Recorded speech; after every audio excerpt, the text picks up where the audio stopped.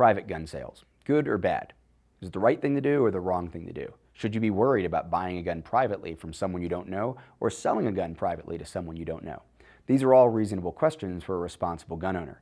The fact is that private gun sales, gun show loopholes, these ideas that off-record gun sales are somehow automatically bad has certainly been perpetuated by those with an anti-gun agenda, and that information sort of gets passed around in the mass media, and then the middle ground of America that doesn't really understand how firearms ownership works might think, wow, if you're selling a gun privately and you're not using a licensed dealer, you're doing something wrong.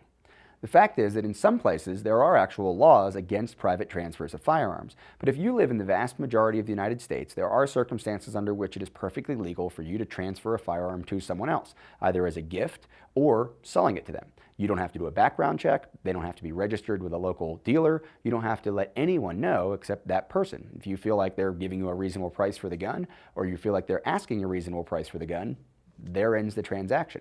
And it's very much like buying or selling any other piece of personally owned property.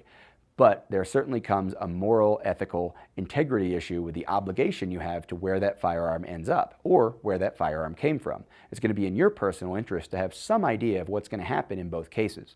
Now again, this isn't always a legal issue. If there is a legal issue, then it should be pretty black and white. Either there are illegal private sales in your area or there aren't. If there aren't, it's not a good idea to do any private sale. You don't want to get involved in that, obviously. It's a violation of law. No responsible firearms owner would enter into that situation. So you go to the dealer. Your buddy wants to sell you a gun. Cool. You go to a gun shop, you do the appropriate transfer, you do the appropriate paperwork, you pay the appropriate fee to have that dealer take care of that transaction. But in the case that you are legally allowed to buy a gun from someone or sell a gun to someone that you don't know, what are the reasonable precautions that someone might take? Well, on the few occasions that I've done this, and in recent history I really haven't done it very much except maybe to give a gift to someone or to receive a gift from someone. When it comes to the actual transfer where maybe you've made an arrangement on the internet or you've met someone at a gun range or at a gun shop that you don't know very well and they have a firearm you want to buy or they want to buy a firearm from you and you're just going to go ahead and do that cash transaction, a couple of things I'd suggest you do.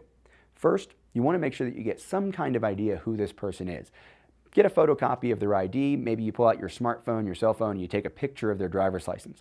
If the person isn't comfortable with you taking the picture of their driver's license, with letting you have a photocopy of their driver's license, well, that's a red flag. You're selling them a potentially lethal tool. You're selling them something that your name may be attached to on some federal paperwork. There's a responsibility here. There's a trust factor here. And if they don't trust you with the information of who they are and where that gun went, there's a problem. If they don't trust you with the information about where the gun you're purchasing came from, I'd consider that a red flag. So there's one thing you might want to do. You could also take that a step further. If you're selling the gun to the person, maybe you're going to ask for a concealed carry permit. If you're in a state which requires ID for firearms ownership, then private sales are also probably pretty tightly controlled. But if you end up in a situation where the state requires an ID or a permit to own a firearm, or maybe a city does, and they don't require any special restrictions on private sales, then you probably want to make sure that you understand it's in your best interest to make sure that that person had the legal permit to own the gun or to own the gun you're about to sell them before you go ahead with that transaction.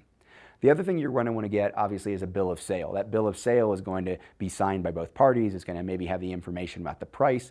That way you can say, okay, I didn't just give this gun to this person, I didn't just take this gun from this person, but there was an actual business transaction here. That'll probably be something you want to be able to say. Also, if for any reason that transaction, that sale, that transfer of one firearm from one person to another gets asked about by any authorities in the future. So a couple simple precautions. If you're going to do a private sale, first, make sure it's legal. Second, make sure you know who you're getting the gun from, who you're giving it to, and you have some way to track that information or share that information with the authorities if it becomes important in the future. That also will establish that trust between you and that person, that not only is the firearm exchange happening, but there's an information exchange happening as well. And in that last part is making sure that you understand that they can legally own the firearm as far as you know, or that they did legally own the firearm they're transferring to you as far as you know in the jurisdiction that you're actually doing that transfer in. You want to be careful about things like crossing state lines, and you want to be careful about any time somebody says, hey, let's make sure that no dealers know about this, or I don't want so-and-so or anyone else to know this transaction is happening. Probably another red flag. Private sales, when they're legal, nothing wrong with them whatsoever. I've engaged in them. I'm sure I'll engage in them again. But when I do, I'm going to take reasonable precautions to have the information at hand that I need to know that I'm not making a mistake or that I'm at least acting with appropriate responsible precautions in place when I do a private transfer.